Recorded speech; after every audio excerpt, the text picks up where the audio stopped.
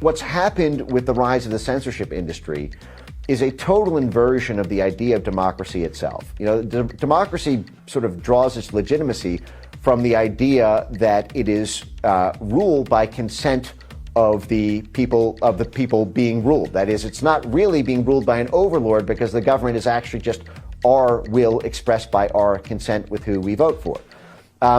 The whole push after the 2016 election and after Brexit and after a couple of other, social media run elections that went the wrong way from what the State Department wanted, like the 2016 Philippines election, was to completely invert everything that we described as being the underpinnings of a democratic society in order to deal with the threat of free speech on the internet.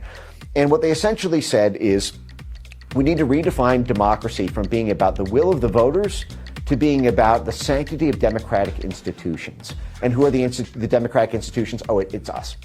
It's the military, it's NATO, it's the IMF and the World Bank, it's the mainstream media, it is the NGOs, and of course these NGOs are largely State Department funded or IC funded. It's essentially all of the elite establishments that were under threat from the rise of domestic populism, that declared their own consensus to be the new definition of democracy. Because if you define democracy as being the strength of democratic institutions rather than a focus on the will of the voters, then what you're left with is essentially democracy is just the consensus building architecture within the democratic institutions themselves. And from their perspective, that takes a lot of work. I mean, the amount of work these people do.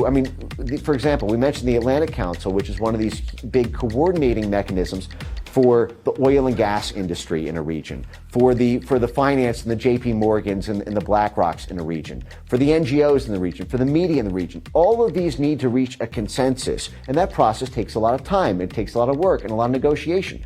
From their perspective, that's democracy.